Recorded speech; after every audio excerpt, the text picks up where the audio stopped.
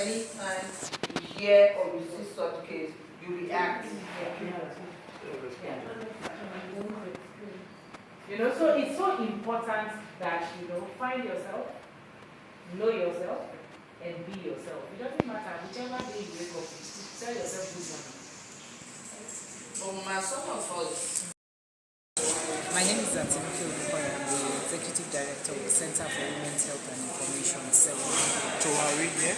We're here to help Child Protection Network members who are first responders to sexual and gender-based violence survivors that are children, to help them to develop their self-care plans, to help them to see there's a lot of trauma that they go through, that they take on because of the kind of cases that they work on.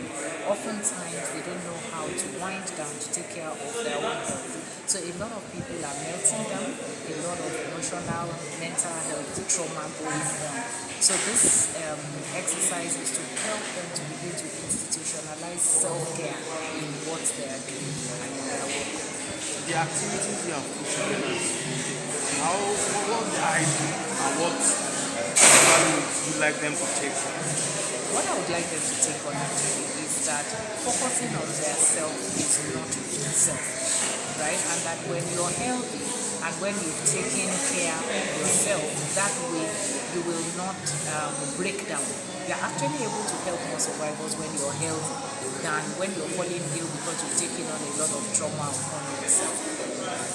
Any other thing you would like to say regarding this project? Yes, I would like to say that it's important that employers, particularly of first responders, different kinds of first responders, begin to think of self-care for their staff.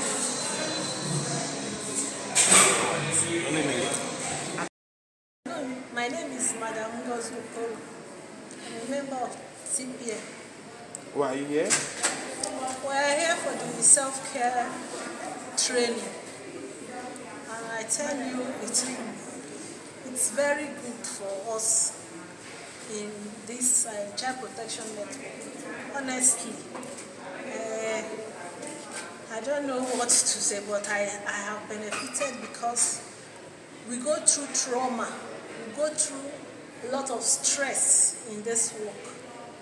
You know, like I was the coordinator for about 11 years before Ronke took over. And I know when we started, it was at the state level. When there is abuse in Badagry, you will run to Badagry. When there is abuse in Ekpe, you will run to Ekpe. When there is abuse in Ikorodu, you will run to Ikorodu. You understand? And the trauma, when the kind of case, you know, that you hear, honestly, I'm suffering from it, and that's why I like this training, because it's trying to bring me back to myself. You know, because I've gone through a lot in doing this child protection work without remembering myself, remembering the care, you know, and especially in the process of doing this work that is taking your time. Like when I was the coordinator, they used to say, Madam, because you don't sleep, every time they call you midnight, your phone is ringing and all that. I say, if I put it off, what of case children that are being abused and they call and they will not get me, you know? So that, the stress, and again in the process, I lost my husband. You know, that's double trauma. I'm just trying to come out of it. But like all the woman told us today, I'm trying to see if I can come out of it.